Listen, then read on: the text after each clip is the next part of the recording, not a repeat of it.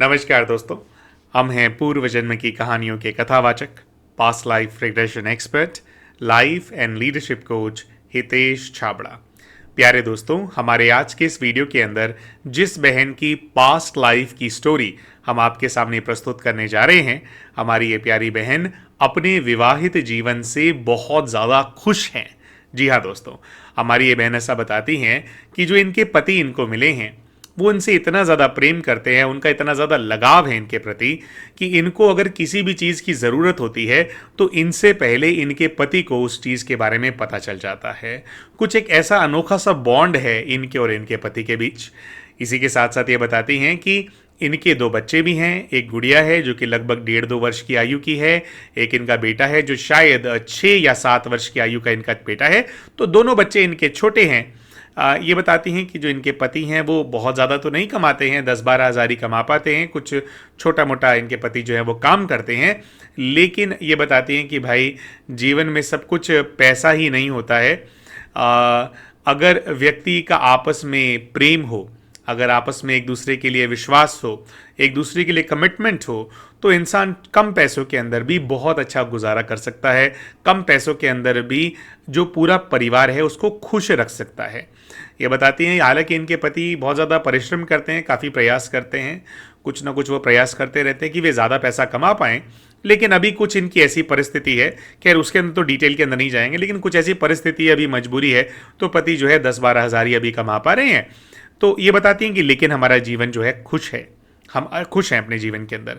अब इन बहन ने बताया कि जो इनके जीवन के अंदर ट्रॉमा है, जो दर्द है, वो इनके इस विवाह से संबंधित नहीं है, लेकिन अभी का जो इनका विवाह है इससे पहले भी ये एक विवाह संबंध के अंदर थी। इनके एक बार पहले भी इनका विवाह हो चुका है और उस विवाह के अंदर इन्होंने लगभग 3-3.5 वर्ष गुजारे और वो 3-3.5 वर्ष इस बहन के लिए इतने ज़्यादा दर्दनाक थे, इतने ज़्यादा अकेलेपन से भरे हुए थे कि इनके अभी के जो पति हैं, अभी के जो बच्चे हैं, उन सब का जो प्रेम है वह मिला कर के भी उस दर्द को ख़त्म नहीं कर पा रहा है। तो ये बहन इस चीज़ को लेकर के बहुत ज़्यादा परेशान थी।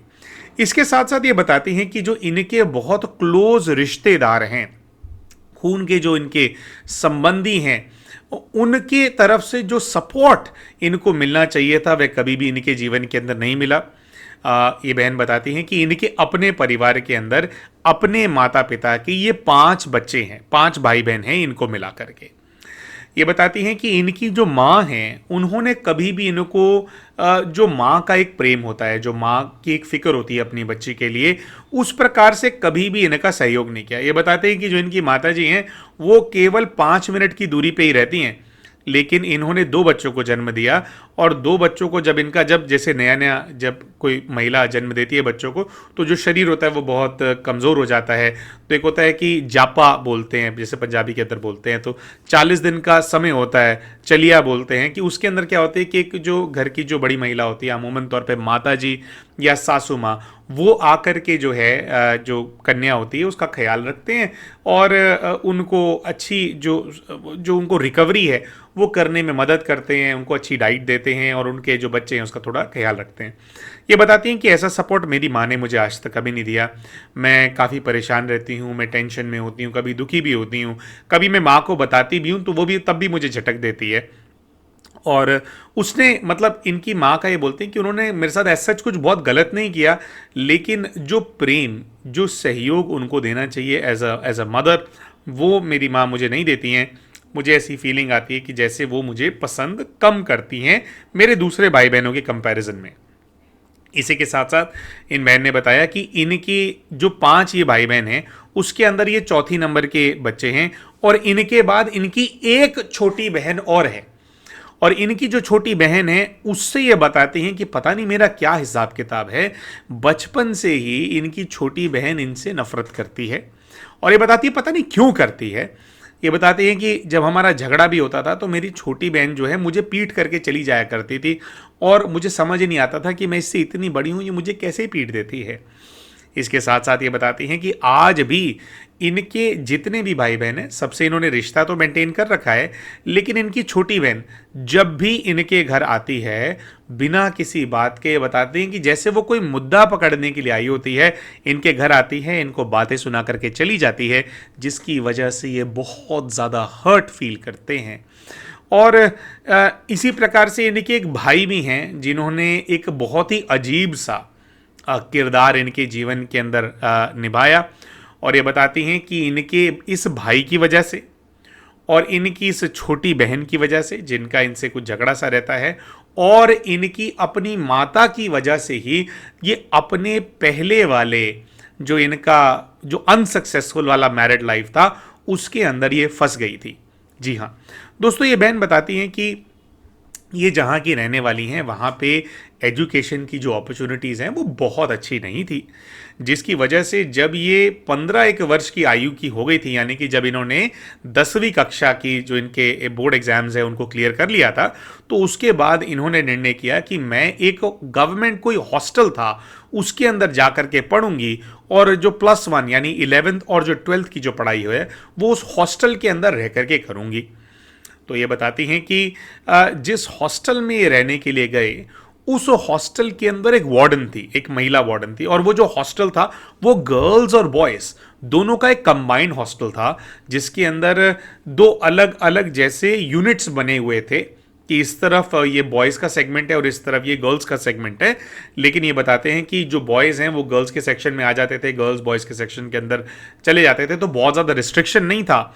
लेकिन ये बताते हैं कि जो इनका हॉस्टल है उसके अंदर एक वार्डन थी, और उस वार्डन की भी ये बताती हैं जाने पहले दिन से पता नहीं क्या अजीब सी मुझसे दुश्मनी सी थी। तो जब 11वीं कक्षा में ये थी, इन्होंने हॉस्टल के अंदर एडमिशन ले लिया था, और पहले ही दिन से जो इनकी वार्डन थी वो ये बताती मुझे ऐसी नज़रों से देखती थी कि जैसे मैं कोई बहुत ही बैड कैरेक्टर वाली लड़की हूँ, जैसे मैं पता नहीं क्या ही करती हूँ अपने कमरे के अंदर। ये बताते हैं कि इनके कमरे के अंदर एक मित्र इनकी साथ में रहा करते थे, मतलब कई मित्र थे जो सारी गर्ल्स थी जो मिलकर के उस रूम को शेयर करते थे, जैसे किसी भी हॉस्टल के अंदर बच्चे रूम को शेयर करते हैं।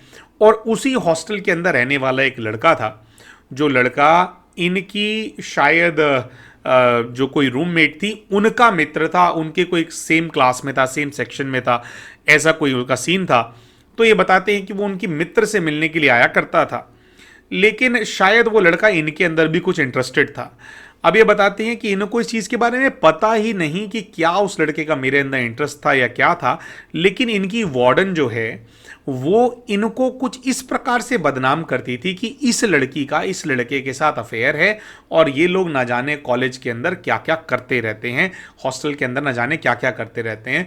ये बताती हैं कि मैं उस लड़के से बात तक नहीं किया करती थी, पता नहीं क्यों मेरे बारे में ये जो कहानियां हैं जो वार्डन है वो कॉलेज के अंदर फैलाती रहती थी, हॉस्टल के अंदर फैलाती रहती थी।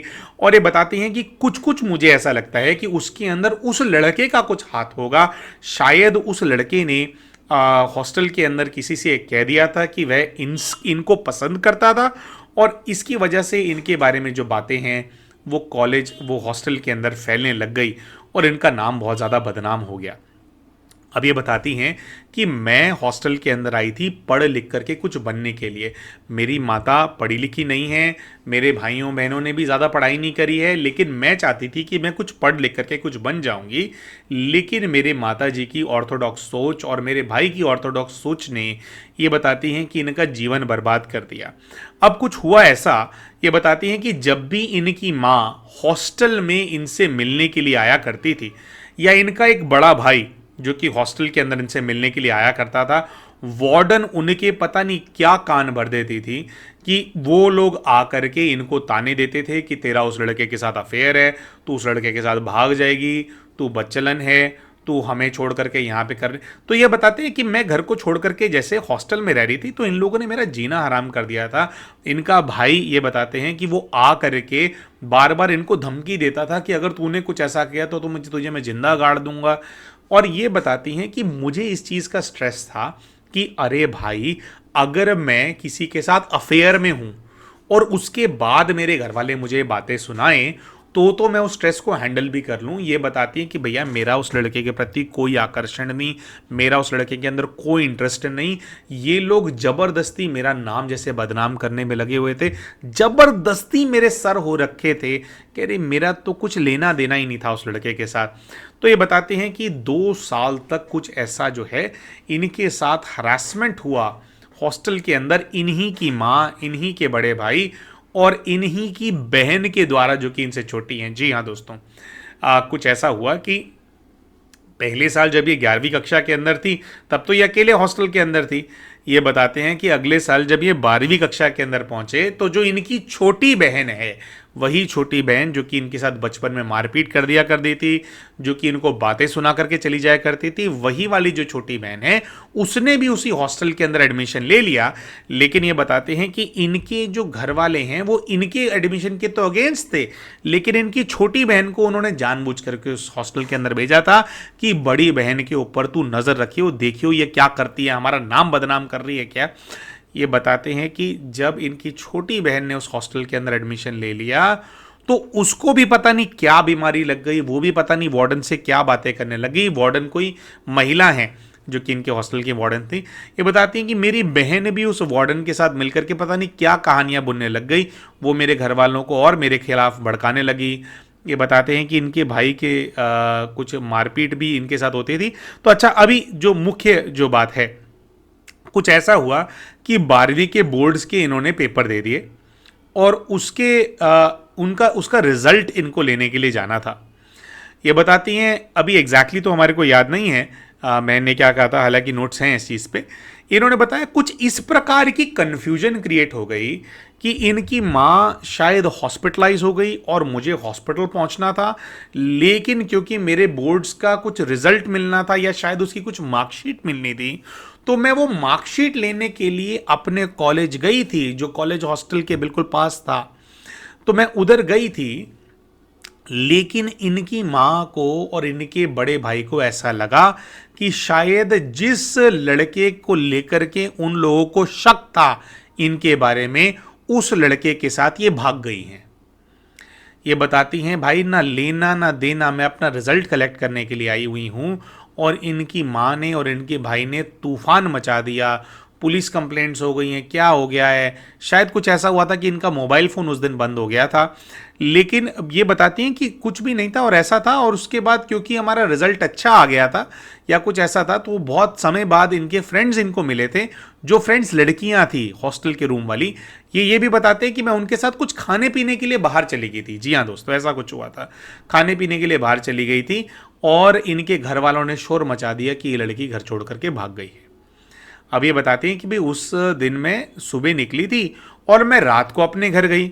अब ये बताती हैं जैसे ही मैं रात को घर गई, मैंने देखा ये क्या माहौल हो रहा है, इतनी ज़्यादा अफरा तफरी है, रिश्तेदार आए हुए हैं। तो ये बताते हैं मैं घर गई हूँ तो घर में घुसते ही मेरे भाई ने मेरे साथ मारपीट करनी शुरू कर दी, ये है, और इनकी माँ ने इनके साथ मारपीट करनी शुरू कर दी कि तूने हमारा नाम बदनाम कर दिया, अब क्यों तू वापस आई है, भाग गई थी तो साथ में ही रहती। तो ये बताते हैं मुझे कुछ समझ नहीं आ रहा था तब तक कि मुझे क्यों मारा पीटा जा रहा है, लेकिन ये बताते हैं कि उस दिन इनके साथ मारपीट करके इनकी माँ ने इनको घर से बाहर निकाल दिया। ये बताती हैं कि मैं अपने 12वीं का रिजल्ट लेकर के आई हूँ, मार्कशीट लेकर के आई हूँ और मुझे घर से बाहर निकाल दिया गया है, मुझे समझ ही नहीं आ रहा क्या हो रहा है मेरे साथ। तो फिर ये बताती हैं कि मैं अपनी किसी, इनकी कोई मासी हैं, उनके घर ये रहने के लिए चली गई। उन्होंने एक दिन तो इनको अपने घर रख लिया, लेकिन इनकी माँ ने मौसी को फ़ोन करके कहा कि अगर तुम इसको रखोगी अपने घर पे तो मुझसे बुरा कोई नहीं होगा, इसको अपने घर से बाहर निकालो। तो इनकी मौसी जो इनको सपोर्ट करना चाहती थी, उनको भी इनकी माँ ने सपोर्ट नहीं करने दिया। ये बताती हैं कि भाई मैं ही जानती हूँ कि मैंने अगले कुछ दिन कैसे गुजारे, शायद इनको सड़क के किनारे भी कहीं पर सोना पड़ा, और मतलब अकेली लड़की है वो बेचारी कैसे सड़कों पे दिन काट रही है। इन्होंने बताया मेरे पास खाने को कुछ नहीं, मेरे पास पीने को कुछ नहीं, मैं कपड़े नहीं बदल पा रही हूँ, मैं पागलों जैसी हो गई, मुझे समझ ही नहीं आया मुझे क्यों निकाल दिया गया, और सभी रिश्तेदारों को बोल दिया गया कि इसकी मदद नहीं करनी है। अब ये बताती हैं इस समय पर वही लड़का जिससे मेरे माता पिता, मतलब मेरी माँ, इनके पिताजी तो गुजर चुके हैं, इनकी माँ जो हैं वो इनका नाम जोड़ने में लगी रहती थी, इनका भाई नाम जोड़ने में लगा रहता था। वार्डन ने जिस लड़के को लेकर के इनका नाम बदनाम कर रखा था, वही लड़का इनको मिल गया।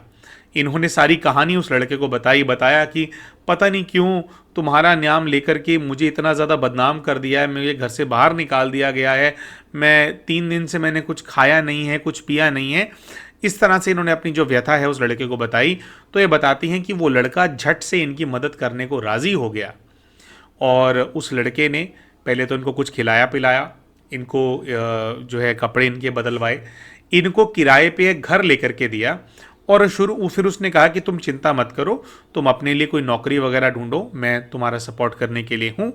ये बताती हैं कि 2-3 महीने तक उस लड़के ने इनको इस प्रकार से सपोर्ट किया, लेकिन इनकी माँ और इनके भाई को इस बात की तकलीफ थी कि मैं सड़कों पे, मैं रोड पे धक्के क्यों नहीं खा रही हूँ। वो मुझे रोड पे धक्के खाते हुए देखना चाहते थे।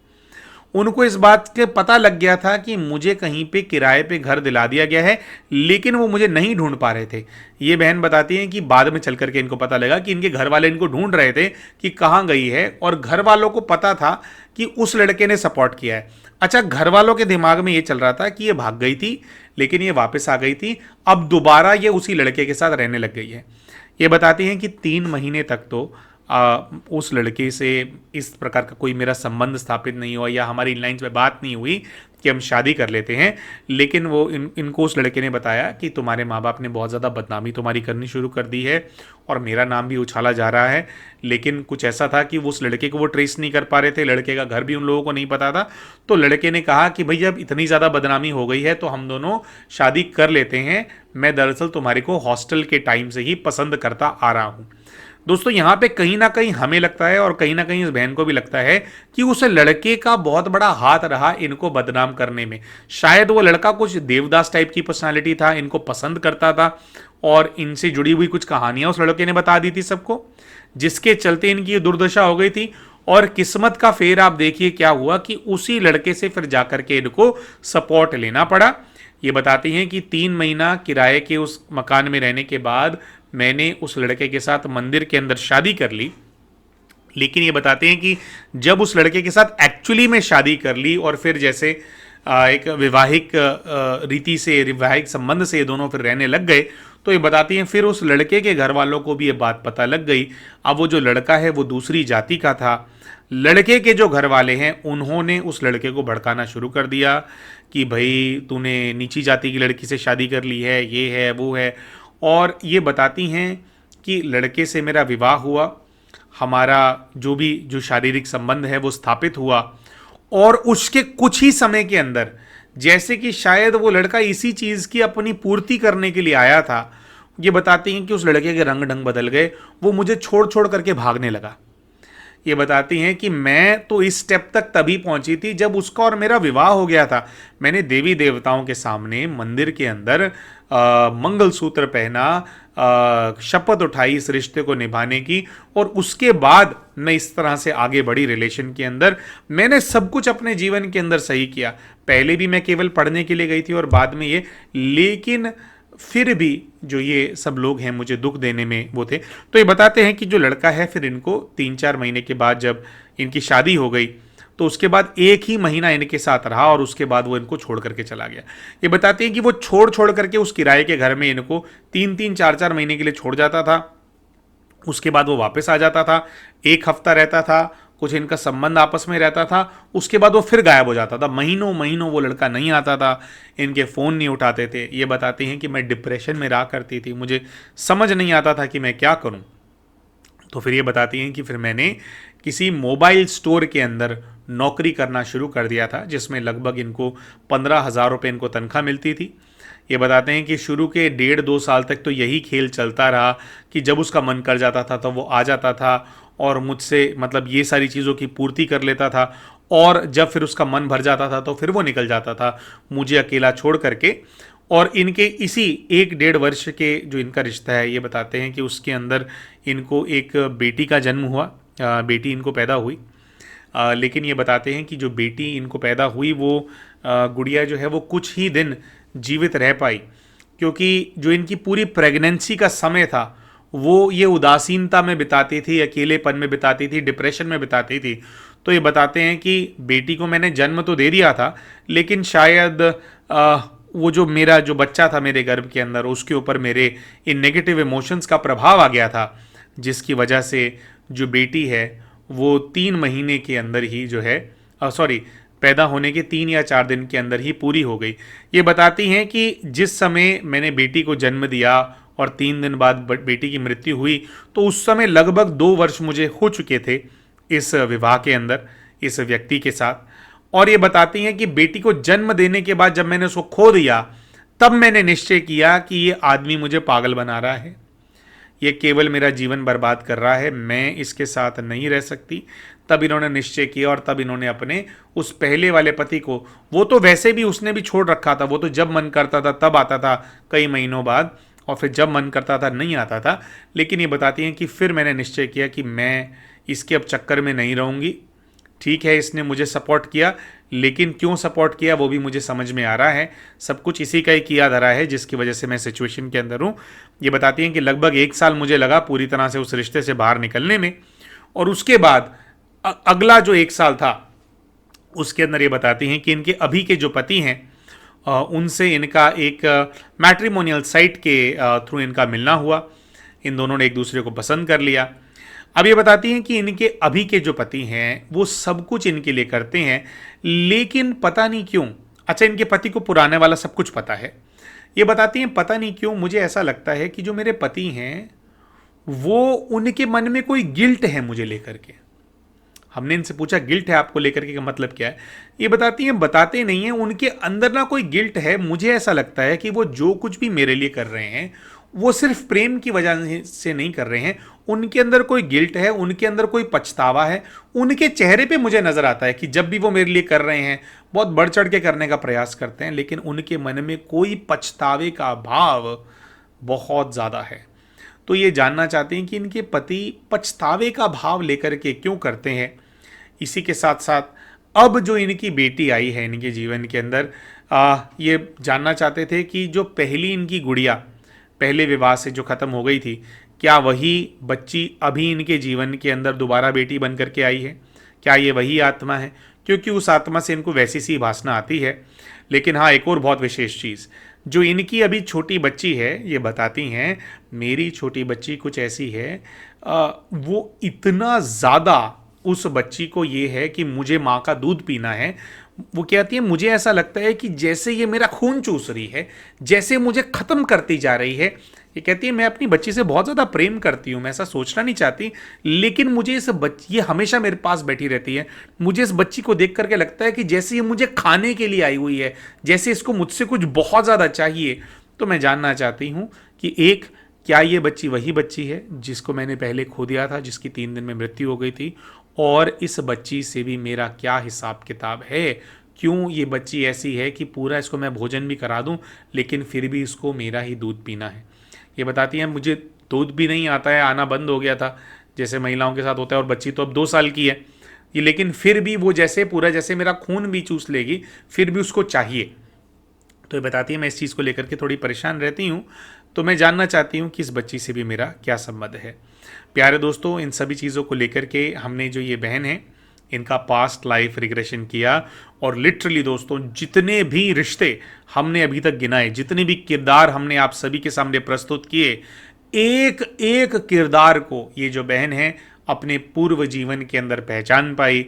उन सब से इनका पूर्व जीवन का क्या हिसाब है, क्या पेंडिंग रह चुका है इनका कार्मिक अकाउंट उनके साथ, क्यों इन सब ने इनके साथ ऐसा किया, ये सब कुछ ये बहन अपने पास्ट लाइफ रिग्रेशन के माध्यम से जान पाई।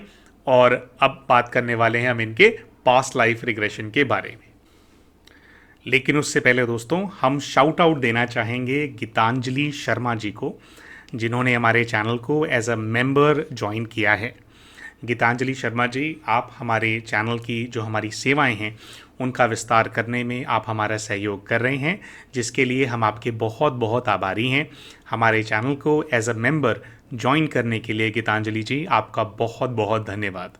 प्यारे दोस्तों, अगर आप भी हमारे चैनल को एज अ मेंबर ज्वाइन करना चाहते हैं, हमारी सेवाओं का विस्तार करने में हमारा सहयोग करना चाहते हैं, तो हमारे वीडियो के नीचे आपको एक ज्वाइन बटन नज़र आ रहा होगा, उसका इस्तेमाल करके आप भी हमारे चैनल के मेंबर बन सकते हैं। तो आइए दोस्तों, अब चलते हैं बहन के पास्ट लाइफ रिग्रेशन की तरफ। अपने पूर्व जीवन के पहले दृश्य के अंदर उन्होंने देखा कि जैसे ये एक खुले मैदान के अंदर खड़ी हैं, दोपहर का समय है और इनके पैरों के नीचे इनको गीली मिट्टी महसूस हो रही थी, जिस मिट्टी के अंदर थोड़ी थोड़ी घास उगी हुई थी। इन्होंने खुद को एक 16 वर्ष की आयु की कन्या के रूप में देखा, जिस कन्या ने एक बहुत ही सुंदर सी फ्रॉक पहनी हुई थी। बहन ने ऐसा बताया कि मुझे बाहर आना, घूमना बहुत ज़्यादा पसंद है, क्योंकि मैं खुद को आज़ाद महसूस करती हूँ। तो हमने बहन से पूछा कि आप आज़ाद महसूस करते हैं तो क्या किसी ने आपको कैद कर रखा है? बहन ने ऐसा बताया कि मुझे बाहर आना अलाउड नहीं है, लेकिन मुझे बाहर आना बहुत अच्छा लगता है। ये किसी से भी मिलने के लिए नहीं आई थी, लेकिन कुछ ऐसा था इनके साथ कि ये केवल इस मोमेंट को बहुत ज़्यादा चेरिश कर रही थी, बहुत ज़्यादा खुश थी। आगे चल कर के ऐसा देखते हैं कि जो भी इनका उस जीवन के अंदर घर था, ये उस घर की तरफ जा रही हैं। बिल्कुल ये बताती हैं कि ये घर के सामने पहुंचती हैं तो इनको एक बहुत बड़ा दरवाज़ा सामने नज़र आता है, जो कि किसी एक बहुत बड़े भवन का दरवाज़ा था। जैसे आजकल के बड़े राजनेताओं के, मंत्रियों के घर होते हैं, जिसमें एक बड़ा सा दरवाज़ा होता है और बड़े से दरवाजे के अंदर एक छोटा दरवाज़ा होता है, वैसा एक दरवाज़ा इनको नज़र आया। तो ये बताते हैं कि मैंने छोटा दरवाज़ा खटकाया है तो एक चौकीदार हैं जिन्होंने छोटे वाले दरवाजे को खोला और वो कह रहे हैं कि आइए आइए, अंदर आ जाइए, अंदर आ जाइए। तो छोटे दरवाजे से इन्होंने घर के अंदर प्रवेश किया। इन्होंने बताया कि एक बहुत बड़ा गार्डन, एक आंगन मुझे नज़र आ रहा है और इस दरवाजे से जहाँ पर इनका घर बना हुआ है उसमें वो काफ़ी दूर है, उसके बीच में कुछ दूरी है, उसमें डिस्टेंस है। यानी कि एक बहुत बड़ा घर इनको नज़र आ रहा था, जिसका बहुत बड़ा बगीचा था। अपने बगीचे से होते हुए ये घर के अंदर पहुंच जाती हैं। इनको नीचे सीमेंट का फर्श नज़र आता है और कुछ दूर इनको अपनी माँ जो हैं वो बैठी हुई नज़र आती हैं, उस जीवन की माँ। अब ये बताती हैं कि जो माँ वहाँ पर मुझे नज़र आ रही हैं वो बहुत ज़्यादा गुस्से के अंदर हैं, मुझे घूर करके देख रही हैं। हमने इनसे पूछा कि क्यों घूर करके देख रही हैं, तो इन्होंने बताया कि उनको पता चल गया है कि मैं बाहर घूमने के लिए गई थी, मुझे बाहर जाना अलाउड नहीं है। हमने इनसे पूछा कि आपको बाहर जाना अलाउड क्यों नहीं है, तो इनको धीरे धीरे स्मृति आई कि मैं शायद कोई राजकुमारी हूँ और राजकुमारियों को जो भवन है उससे बाहर जाना अलाउड नहीं है। लेकिन दोस्तों, एक तो होता है कि जैसे बहुत बड़े बड़े शानो शौकत, बड़ी हवेलियाँ और सोने से लदे हुए लोग और कपड़े, उस प्रकार का एक राजघराना होता है, वैसा इनको महसूस नहीं हो रहा था। इनको कुछ ऐसा महसूस हो रहा था कि जैसे किसी राज परिवार के लीनिएज से ये लोग हैं, इनके पिता एक्चुअली में राजा हैं उस जगह के जहाँ पर ये हैं, लेकिन ये जो अभी समय चल रहा है ये अभी कुछ थोड़े टाइम पहले का समय है। ये मतलब ये पुराने वाले राजे रजवाड़े नहीं हैं, ये अभी रिसेंट के जैसे कोई राजा महाराजा हैं जिनकी राजाइयाँ चली गई हैं राजा लेकिन राजाई चली गई है, ऐसा कोई परिवार इनको नज़र आ रहा था। लेकिन ये बताती हैं कि मुझे राजकुमारी की जो गरिमा है उसको मेंटेन करना होता है और मैं बाहर जाकर के जो जनसाधारण है उनके साथ जाकर के मैं नहीं रह सकती हूँ। तो ये बताते हैं कि इनकी माँ जो है इनको बहुत गुस्से से घूर रही हैं, इनके पैरों में लगी हुई मिट्टी वो देख रही हैं, कपड़े देख रही हैं, वो समझ गई हैं कि मैं घूम करके आई हूँ। और ये बताती हैं कि मुझे उनसे बहुत ज़्यादा डर लग रहा है। हमने इनसे पूछा कि अगर आपको घर से बाहर जाना अलाउड ही नहीं है तो आप घर से बाहर कैसे जाते हो? तो इन्होंने बताया कि चौकीदार की मदद से।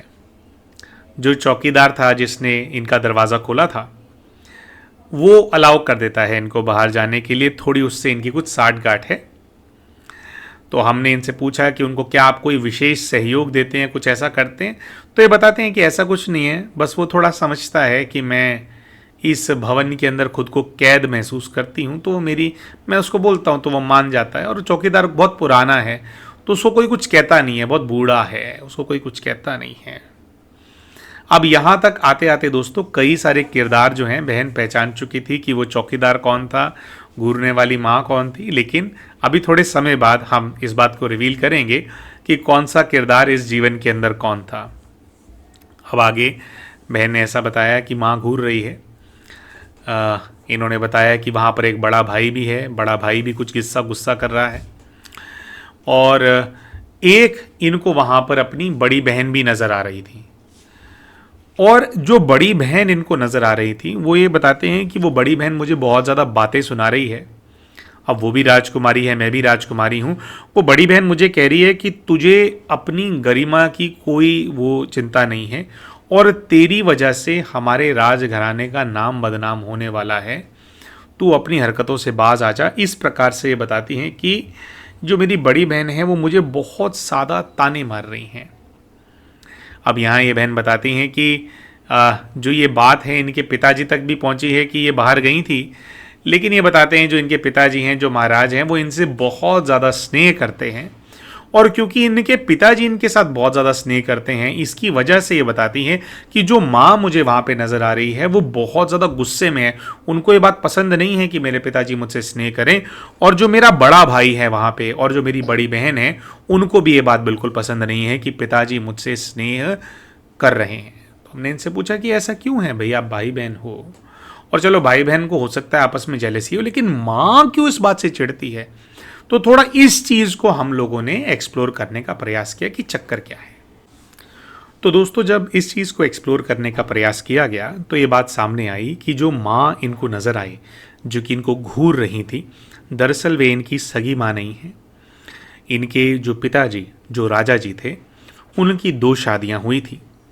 और जिस महिला को ये देख रहे थे, दरअसल वे इनके पिताजी की पहली पत्नी हैं, जिनसे इनके 2 सौतेले भाई बहन हैं, एक बड़ा भाई और एक बड़ी बहन।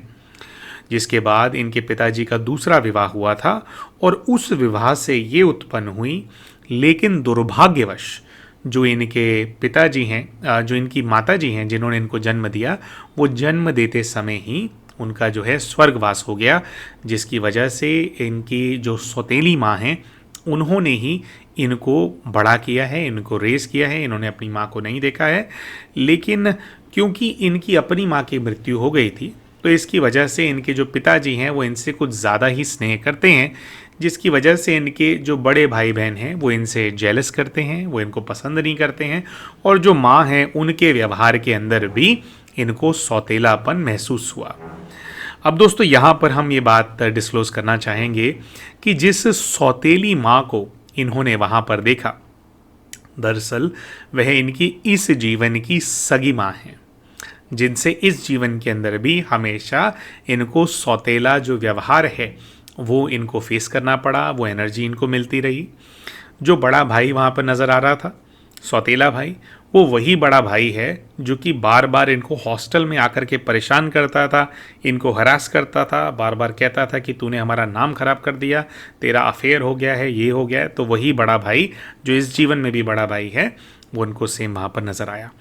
अब जो बड़ी बहन वहाँ पर नज़र आ रही थी उसमें इन्होंने बताया कि वहाँ पर तो वो बड़ी बहन है, लेकिन मेरी इस जीवन की ये मेरी छोटी बहन है, वही छोटी बहन जो कि जब तब मेरे घर आ जाती है और मुझे आकर के बातें सुनाती हैं।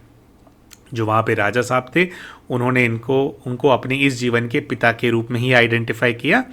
और जो चौकीदार था, वो चौकीदार जो कि इनको घर के अंदर आने देता था, बाहर जाने देता था, जो बहुत बूढ़ा था, जो कि इनका सहयोग करता था, उस चौकीदार को इन्होंने अपनी इस जीवन की उस मौसी के रूप में देखा, जिस मौसी ने इनको आश्रय देने का प्रयास किया था जब इनकी माँ ने इनके ऊपर झूठा इल्ज़ाम लगा करके इनको घर से बाहर निकाल दिया था। तो दोस्तों अभी तक की जो भी दृश्य इन्होंने देखे उसके अंदर ये सभी जो किरदार हैं इन्होंने इनको आइडेंटिफाई कर लिया था, जिससे यहाँ तक ये वाली बात तो इनको समझ में आ गई थी कि इस जीवन के अंदर सगा संबंध होने के बावजूद भी इनके साथ सौतेलों जैसा व्यवहार क्यों होता आया है, क्योंकि ये लोग पिछले जीवन के अंदर इनके साथ सौतेले रिश्ते के अंदर थे, तो कहीं ना कहीं वही जो इमोशंस हैं उनके आज भी जो है वो ट्रिगर्ड हैं और वो समझ नहीं पा रहे हैं क्योंकि कि वो अपनी सगी बेटी के साथ क्यों सौतेला व्यवहार कर रहे हैं।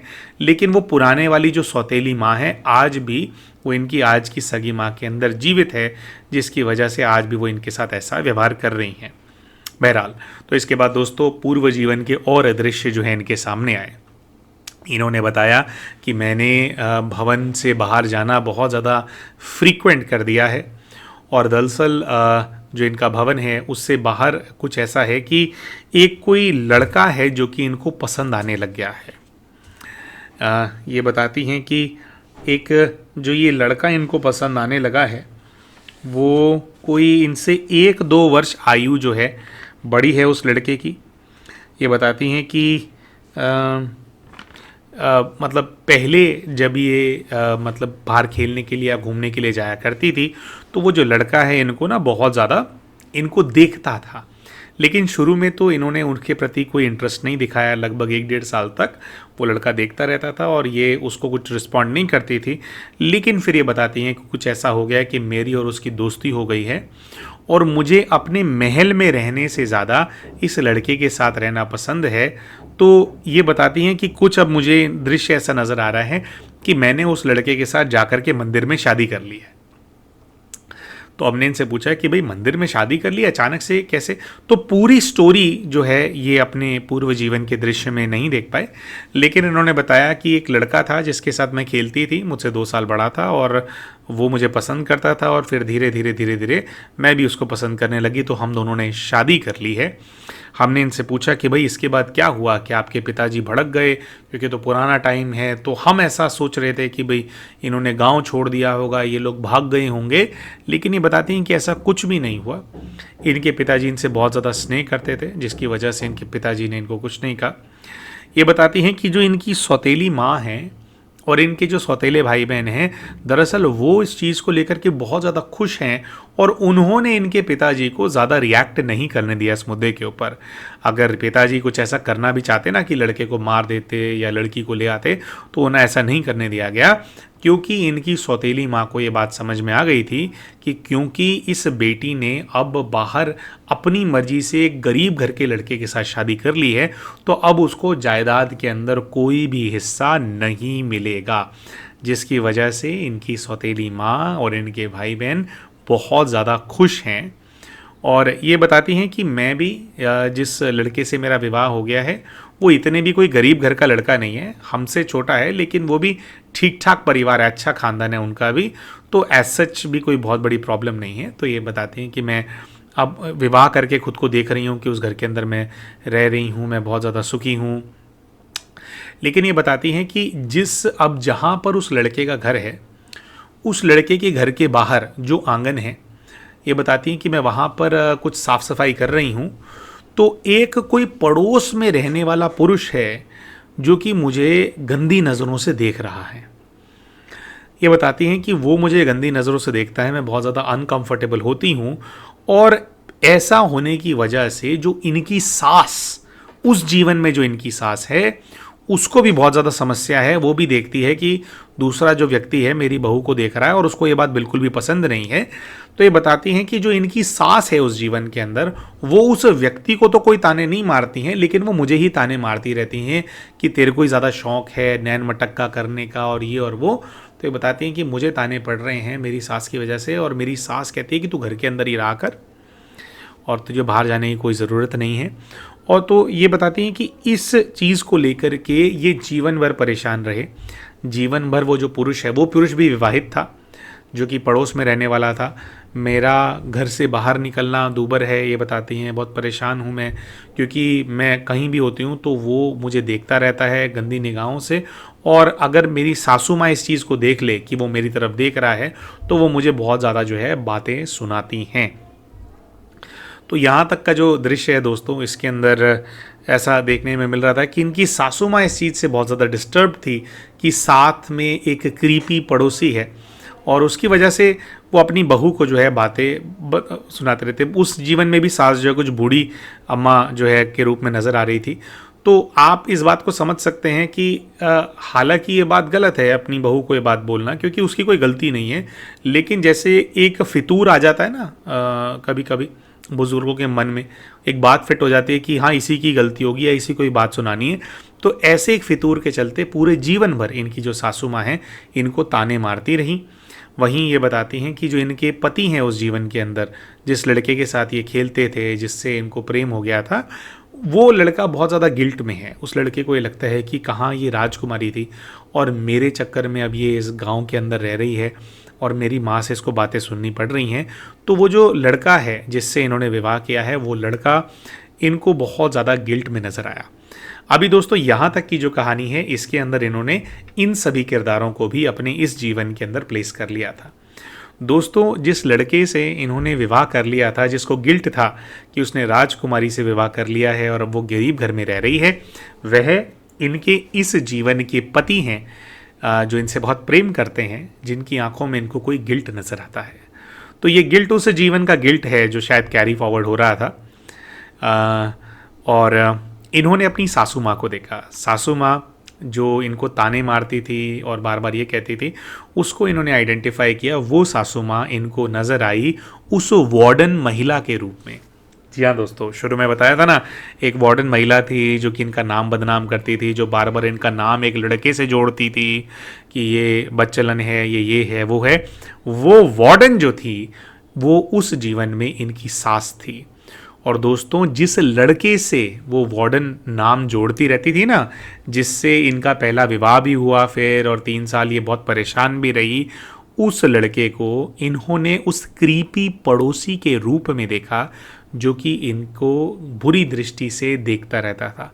जी हाँ दोस्तों, ये जो आसक्ति थी उस लड़के की इनको पाने की, कुदृष्टि इनके ऊपर डालने की, ये उस लड़के की उस पिछले जीवन से आ रही थी। पिछले पूरे जीवन के अंदर भी शायद एक बहुत लंबे समय तक उसकी नज़र रही इनके ऊपर। इसीलिए इस जीवन के अंदर जब उस लड़के ने इनको देखा तो इनसे संबंधित कुछ बातें उस लड़के ने फैला दी, कुछ भी करके वो इनको पाना चाहता था। लेकिन जब उसका विवाह हो गया इनके साथ तो उस लड़के ने फिर जो है इनको बहुत ज़्यादा दुख दिया। तो वो जो पड़ोसी था ना, जो क्रीपी देखता रहता था, उसको इन्होंने अपने पहले पति के रूप में आइडेंटिफाई किया, जिसके साथ खामखा में इनका नाम जोड़ दिया गया था और इनको वो 3 साल इतने ज़्यादा बुरे जो हैं वो बिताने पड़े। बहरहाल, तो अब दोस्तों आगे बढ़ते हैं पूर्व जीवन की कहानी के अंदर। कहानी अभी ख़त्म नहीं हुई है। इनको ऐसा नज़र आया कि उनका जो पूर्व का जीवन है उसके अंदर इनके बच्चे हुए हैं और उस जीवन के अंदर इनकी एक बेटी है, जो बेटी इनसे बहुत ज़्यादा नाराज़ रहती है। उस जीवन के अंदर इनकी एक बेटी है और वो जो बेटी है इस वजह से नाराज़ रहती है क्योंकि उसको पता है कि उसके जो नाना जी हैं वो राजा साहब हैं और उस लड़की की माँ की गलती की वजह से, क्योंकि उनकी माँ ने अपने इनके पिता के साथ भाग करके शादी कर ली थी, इसकी वजह से इनका ये दरिद्री भरा जीवन है।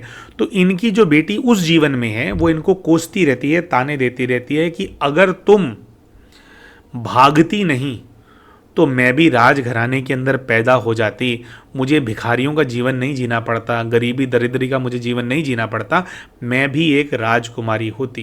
तो ये बताते हैं कि पूरा जीवन भर जो इनकी बेटी थी उस जीवन के अंदर इनसे नाराज़ रही कि तुम्हारे गलत डिसीजन की वजह से मैं आज गरीब हूँ, वरना मैं भी राजकुमारी होती। तो उस लड़की को बहुत ज़्यादा चाहिए था इनसे। अब ये वाला जो इन्होंने आइडेंटिफाई किया था बेटी को, इन्होंने ऐसा देखा था कि जब ये मृत्यु के दृश्य में थे, इन्होंने देखा कि लगभग 70 वर्ष की इनकी आयु है जब इनकी मृत्यु हो रही है। तो उस समय जो इनकी बेटी थी वो लगभग 50 वर्ष की आयु की थी, जो कि इनके बिस्तर के पास खड़ी हुई थी। और उस समय जब ये अपनी बेटी को उस जीवन में देख रही थी तो इनको इस चीज़ की भासना आ रही थी कि वो लड़की इस चीज़ से नाराज़ है कि मैं राजकुमारी की तरह जीवन नहीं जी पाई क्योंकि मेरी माँ की गलती है और उसको चाहिए वो। ये इन्होंने कुछ ऐसे भी इनको दृश्य नज़र आए कि उस बच्ची को बहुत ज़्यादा समझाती थी कि बेटा ऐसा नहीं होता है, अगर तुम्हारे पिता से विवाह नहीं करती तो शायद तुम पैदा ही नहीं होते। लेकिन वो बच्ची बहुत ज़्यादा ज़िद्दी है, वो मानती नहीं है, उसको चाहिए राजपाट, उसको चाहिए कि उसको राजकुमारी होना चाहिए था। और अपनी उस जीवन की उस ज़िद्दी बेटी को इन्होंने अपनी आज की जो इनकी 2 साल की बेटी है उसके रूप के अंदर इन्होंने देखा कि जो शायद उस आत्मा के अंदर वो कसक रहेगी ना कि मुझे चाहिए, मुझे चाहिए, मुझे चाहिए, वो जो डिमांडिंग थी ना, वही सोल दोबारा से इनकी बेटी के रूप में इनके जीवन के अंदर आ गई है और आज भी वो उसी प्रकार से जो है वो इनसे मांग कर रही है।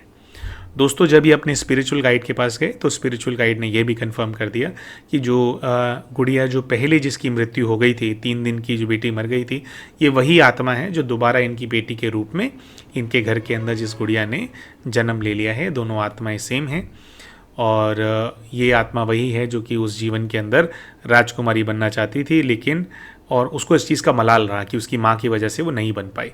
तो वही गुस्सा है उस आत्मा के अंदर। दोस्तों, ये जो पास्ट लाइफ रिग्रेशन का जो केस है, इसको रिपीट पैटर्न केस बोला जाता है। यानी कि जो भावनाएं किसी पूर्व जीवन के अंदर आत्माओं की आपके प्रति रही होती हैं, उन्हीं भावनाओं को वो आत्माएं इस जीवन के अंदर भी रिपीट कर रही हैं। दोस्तों, इन केसेस को रिपीट पैटर्न केस बोला जाता है। कुछ केस होते हैं वो रिवेंज वाले केसेस होते हैं कि आपने कुछ किया था तो अब वो कर रहे हैं। कुछ केसेस ऐसे होते हैं जो रिपीट पैटर्न होते हैं।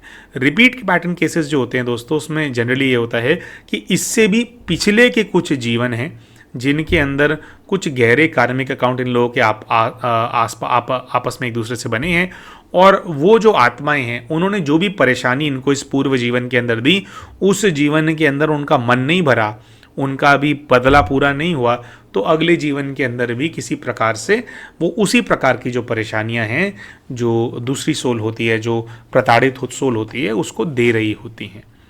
इनके जो स्पिरिचुअल गाइड है उन्होंने इनको ये भी कहा कि बच्चे, तुम नहीं सोचो कि पीछे क्या हुआ, तुम नहीं सोचो कि इन लोगों ने क्या किया, तुम प्रेम से भरी हुई आत्मा हो बच्चे, तुम प्रेम करो, तुम प्रेम की ही दृष्टि उनके प्रति रखो। अब दोस्तों, इसके ऊपर आप हमारे प्रति कमेंट्स की बौछार मत कर दीजिएगा। ये स्पिरिचुअल गाइड ने कहा था, ठीक है, कि इनको प्रेम स्वरूप रहना चाहिए, तो वही हम यहाँ पे कह रहे हैं। क्योंकि ऐसा भी होता है ना कि आप ये बोलेंगे कि वो लोग ऐसे ऐसे बुरे कर रहे हैं, ये क्यों प्रेम स्वरूप रहे। तो ये स्पिरिचुअल गाइड ने कहा कि तुम प्रेम स्वरूप रहो, तुम अपने आप के अंदर खुश रहो, किसी से भी उम्मीद मत करो और किसी के बारे में सोचो तो उसके प्रति प्रेम ही भेजो। तुम्हारा हिसाब किताब अब ऑलमोस्ट ख़त्म हो गया है इन आत्माओं के साथ, ऐसा इनके स्पिरिचुअल गाइड ने बताया। और उन्होंने कहा कि अब तुम इन चीज़ों के बारे में सोच करके अपने हिसाब किताब मत बढ़ाओ, उनको अब जाने दो और अपने जो आध्यात्मिक पथ है उस पर तुम आगे बढ़ो, ध्यान साधना करो, परमात्मा का ध्यान करो। इस प्रकार से इनके स्पिरिचुअल गाइड ने भी इनको गाइड किया।